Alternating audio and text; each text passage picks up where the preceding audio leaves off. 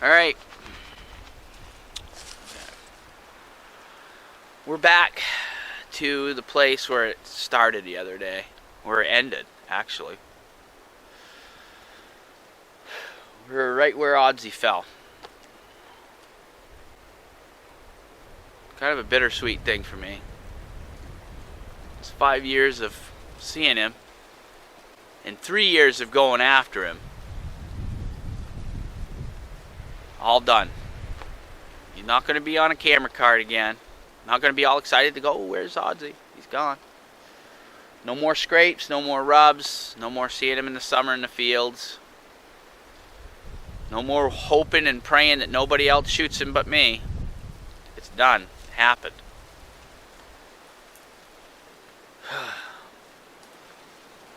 Right there. Right here.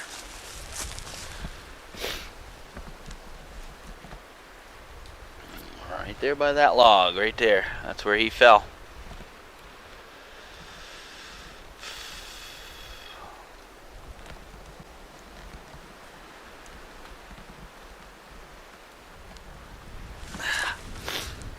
That's where it was. I had to come back here for a little closure. When you're filming these things, you don't get a lot of personal time because you're supposed to put it all on camera.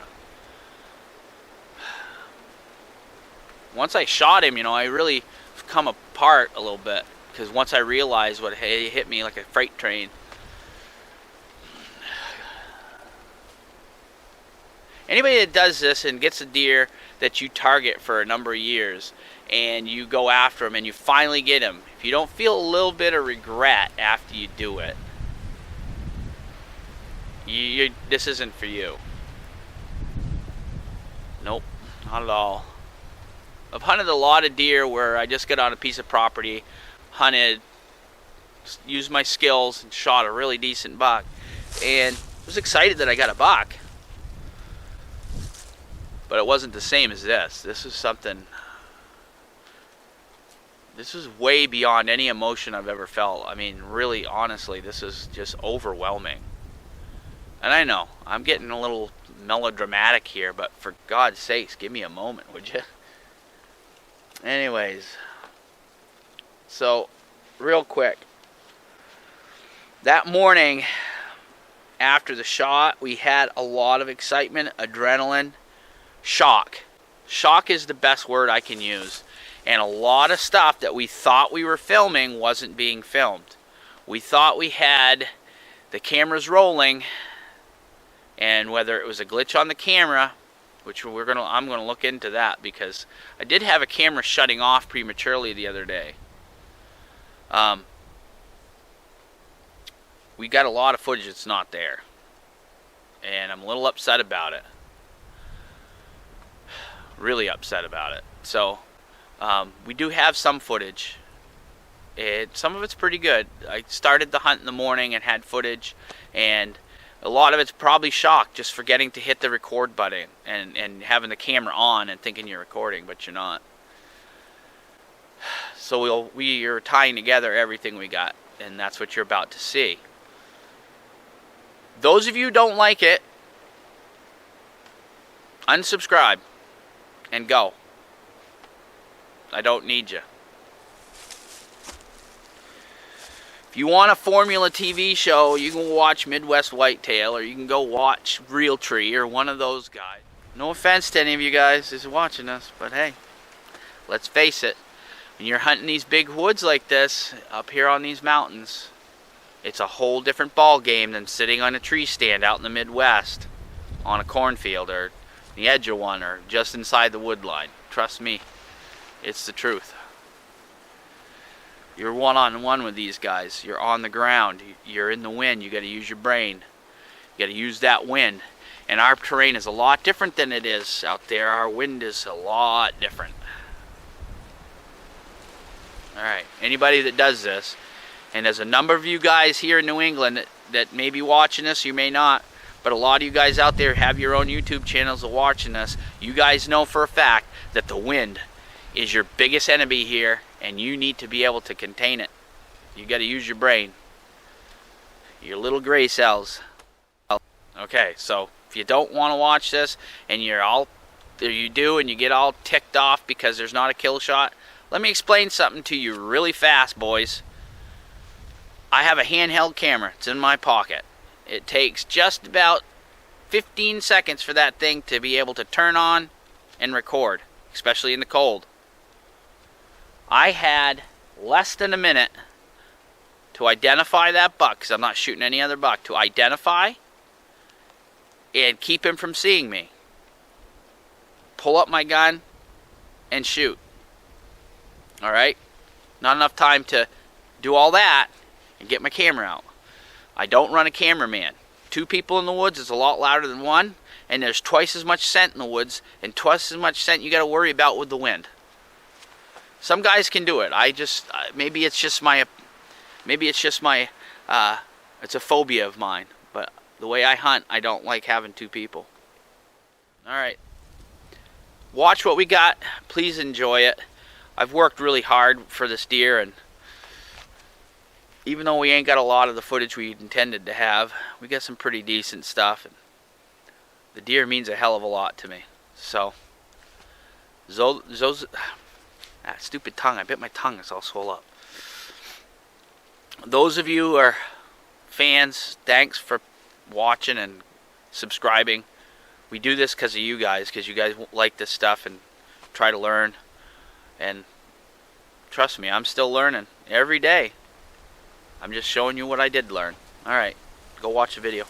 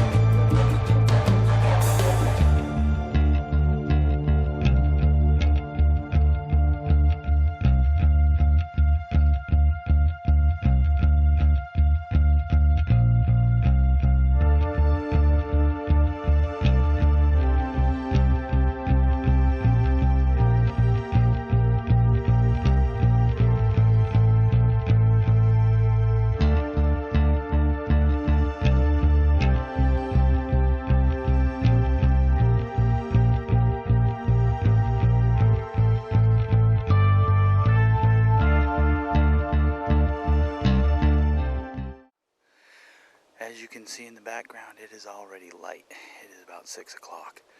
Sun's coming up behind me.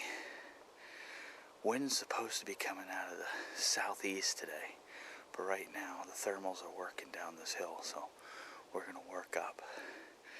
We're back after Oddsy today. Come home from camp on Saturday night. I just couldn't go another day without being in here and going after him, so we're going to try to work this ridge out depending on the wind. If the wind shifts to the southeast, I'm going to have to come up with a different plan of attack, but right now I'm planning on working out the ridge and swinging around to the north side and see if I can get in there. If the wind starts coming out of the southeast, once I get out there, I'd have to drop down a little lower, swing around, and then come back into where I think he's bedding. There was a ton of does and a ton of buck sign in there the other day, so I'm pretty sure that's his little haunt. There was a whole bunch of big scrapes. I didn't find any big rubs yet, but I'm pretty sure they're there. I just didn't get far enough in. I've been going in just a little at a time. I haven't wanted to just jump right in there. I don't want to jeopardize this chance at him. So the best chance I got is with a gun. With a bow, it's like rolling the dice. You never know. if he's going to show up or not. So let's get up the hill.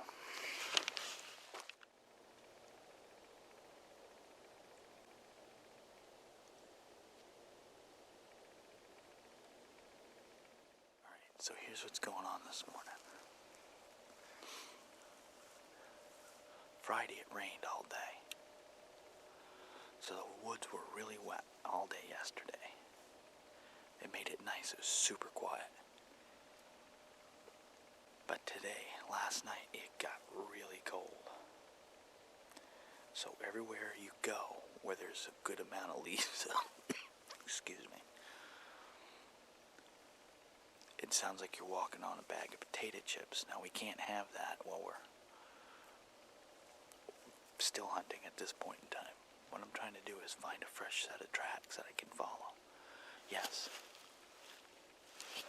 Bare ground. You can do it. Anyway, so we're going to still hunt until we find a good set of tracks to follow. But the main goal is we're going to work towards the back bedding area on the north side.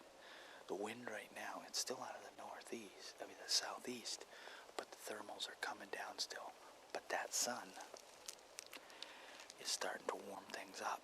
So it's going to do two things. It's going to make these leaves a lot softer because it's going to thaw them out, quiet them down, and that is going to start bringing the air up. So these deer, what they're going to do right now, because the wind's coming down, is they go up this ridge and they travel it, and then the thermals bring everything up to them while they're up there, and a lot of times they'll bed. What they like to do a lot is they swing to the north side and lay down.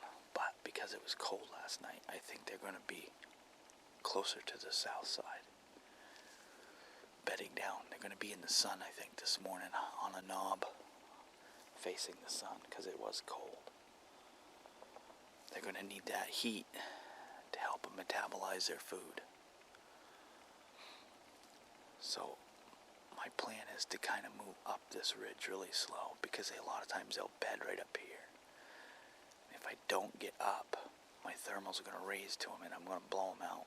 So I have to be up on the same level as them. But the prevailing wind is out of the southeast, so this is a tricky situation. I got to try to get behind them and come in from behind them. It's a lot to think about. It's a lot to digest, but that's how I think. That's how you have to think if you're going to be doing any type of game like this. If you got snow, it makes it so much easier. Without snow, you also not only have to follow a track, but you'll have to think about what the wind is doing, because the deer are going to set up according to temperature, the sun or the clouds, and how the wind is flowing in the piece of property that you're on. Like right here we have a draw running down through. So all these thermals as they're dropping down are going into this draw and pulling it here. So if there is a deer below me downwind in the thermals over here, he won't smell me because my scent is in this draw going down instead of floating across. A lot of times that's a good way to travel if you got downward thermals is up the edge of a draw like that. And you watch the other side because they're going to want to do the same thing. Hey, it's just the way it is. They almost never walk in the draw.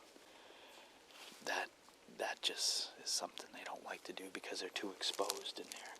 See how it's wide open down and through there?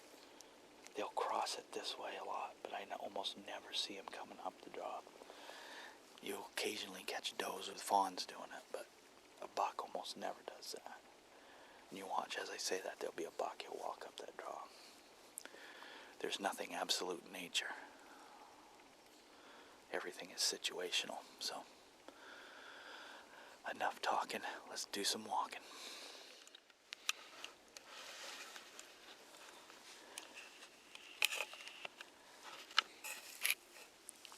I don't know if I got him, but I just had a coyote come off the hill, come towards me. hunting mice in the grass over here. And he just dropped down through the ravine. Oh, there he goes.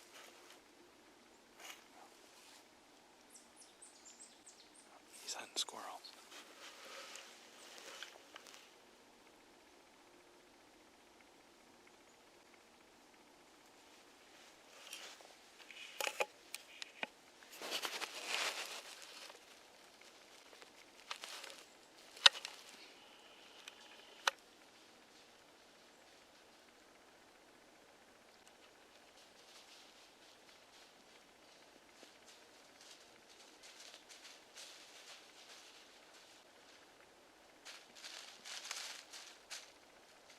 Hi, puppy.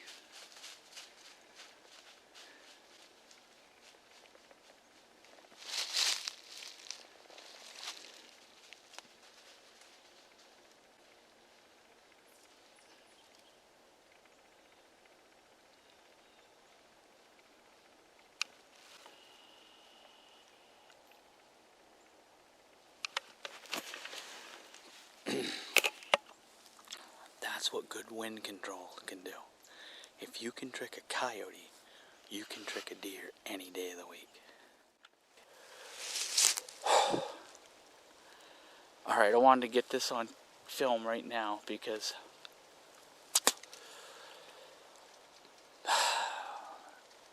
a culmination of my hunting career is at its peak at right this point. I've had this deer on camera for 4 or 5 years now. Call him OddJob. He's a giant. I'm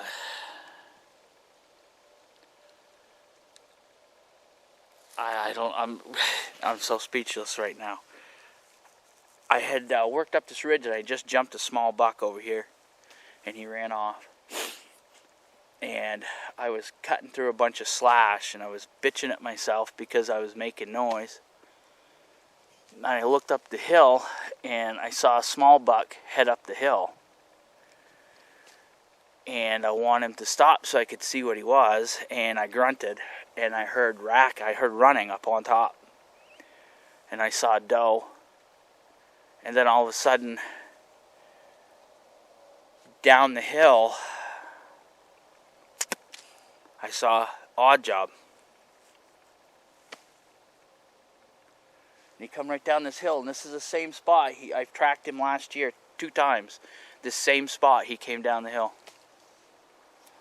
He was heading down through the draw, and he was looking for me, and I was about 75 yards off over here. And I shot, and he fell, and he laid there. He was breathing, so I walked up and shot him in the back of the neck.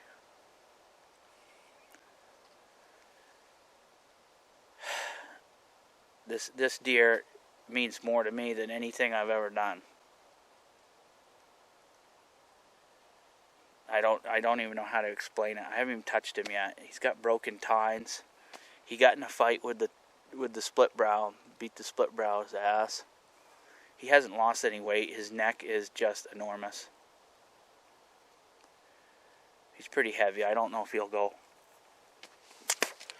2, but he's going to be really heavy. So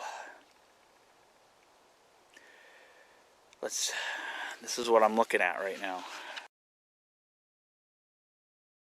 Is this better? Except you got blood all over your leg. Who cares? Come on.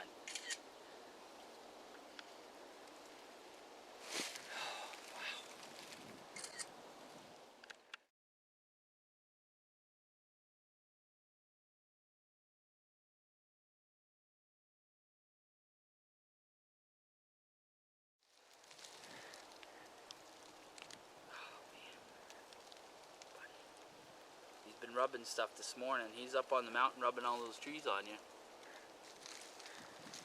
He didn't have this last year. This little kicker with this little thing here.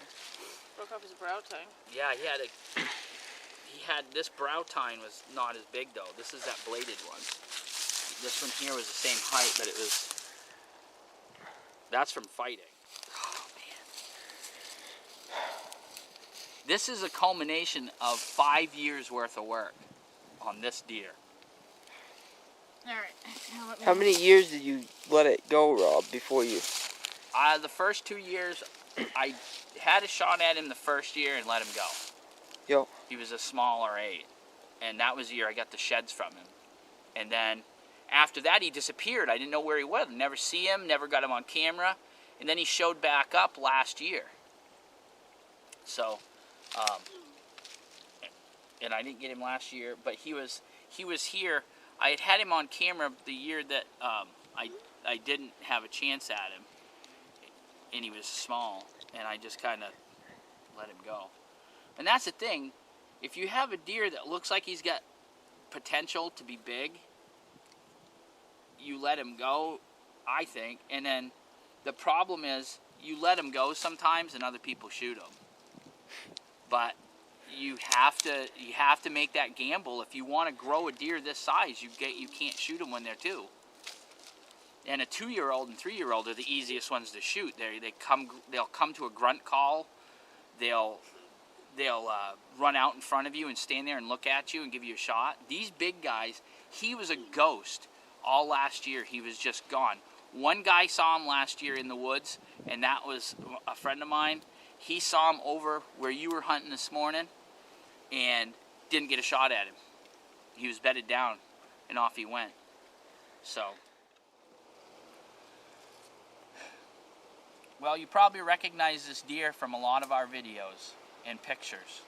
This is a deer we call OddJob. This deer has gotten under my skin like no other deer I've ever hunted in my entire life. I had given up on shooting anything this year. I wasn't shooting any other deer, and I had a couple of chances. And I had a few chances at him. I had him at 80 yards with my bow right over here on the knob. A couple of times he'd come down and bedded. This morning when I came in, I had no thoughts that I would see him. I just figured it was more of a scouting hunt than anything to kind of see if I could figure out where he'd been.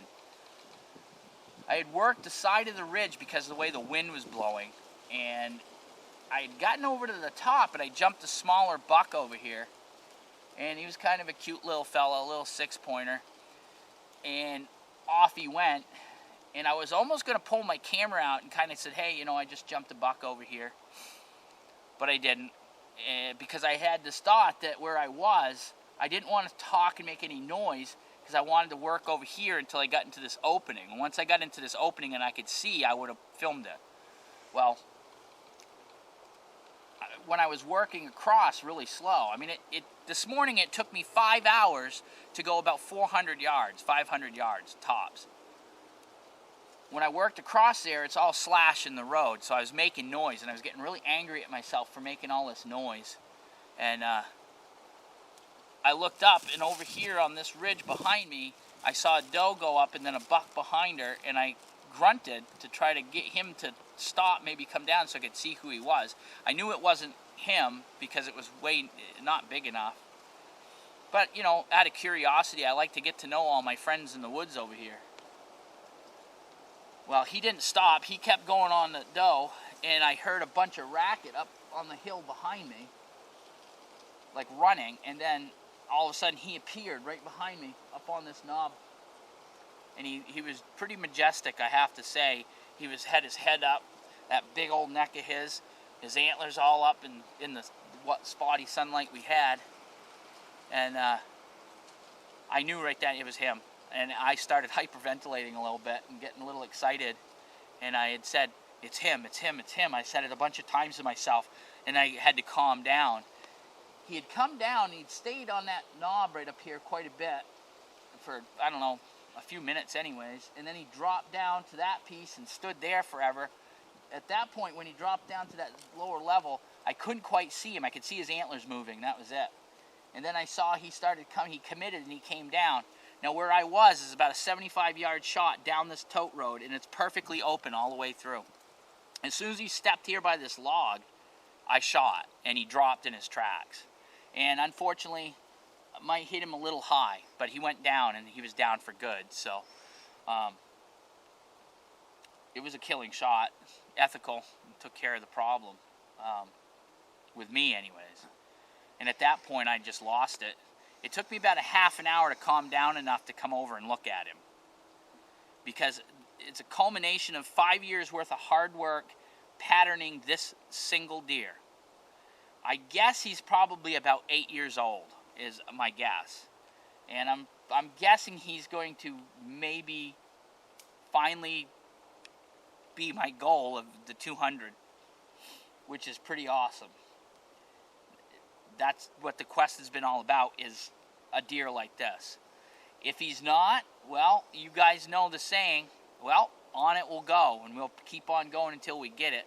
But I'm pretty certain that if this one doesn't hit 200 pounds, he's going to come mighty close to it. You can see he's got a nice mainframe 8. He's always been a kind of a stocky little fella with real heavy antlers, but he put on a lot of growth this year. He's probably right at, I would say, probably his peak antler growth of all he's probably going to have. I couldn't be more pleased. This is probably one of the happiest moments I've ever had. So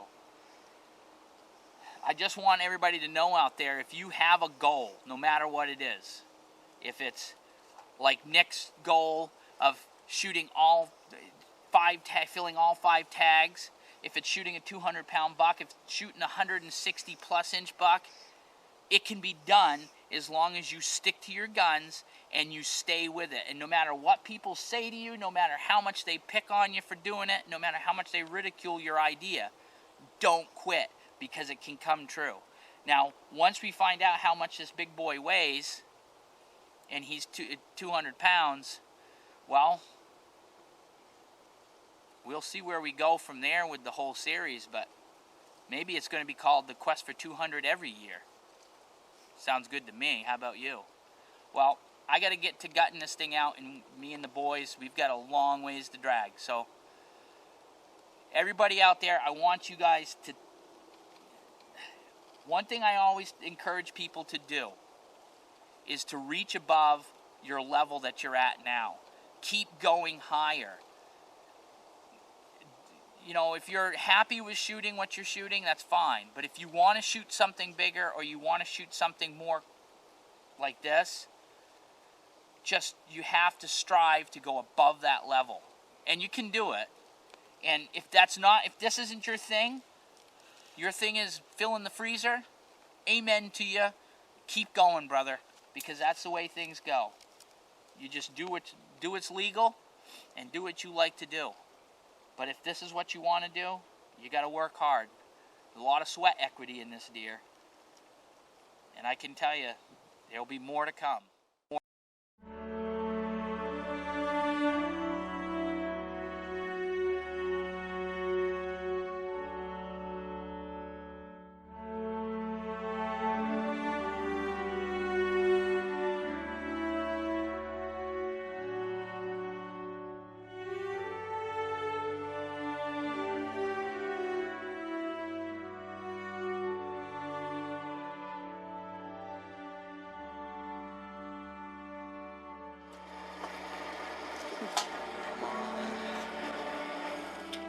Aren't you glad you took it out of the slide? Yes! The quest for 200 is over. Can you? Oh, I'm supposed to talk now. Anyways, I'm here with James Smith Jr. He's the president of the, I always get this wrong, the New Hampshire Antler and Trophy Skull. Antler, Skull, and Trophy Club. There we go. I always get it wrong. He's also runs the 200-pound club for the state of New Hampshire. I'm sorry, I'm wicked tired. This has been a long day. So I run the 200-pound club for the state of New Hampshire, along with the New Hampshire Skull and Trophy Antler Club. So, and I know Rob's been waiting for this, and this is his 200-pound patch for this butt. Which is actually going to go right there on my jacket, because I have wanted this in the worst way for the longest time. As you all know, the quest for 200 is all about this. And we've gone through this a little bit today, but this is OddJob. That was his nickname. This is a deer that I've had on camera, I'm guessing now, for 5 years. He's about 8 years old.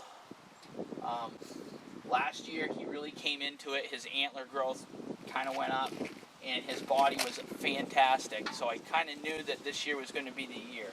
We just weighed him in at the check-in station. He was 201 1/2 pounds. He's lost quite a bit of weight.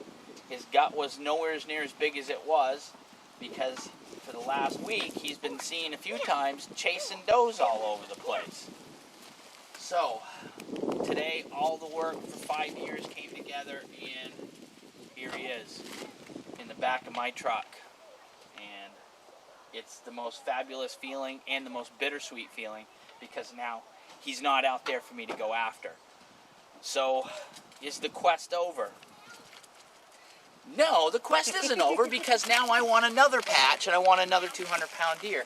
So now it all begins again to go out and find a new deer that's 200 pounds, another deer to focus on and not go after anything else. So that said, I've got my patch. James, thanks a lot, brother. And that's all I got to say. That's the whole video. Click like and subscribe.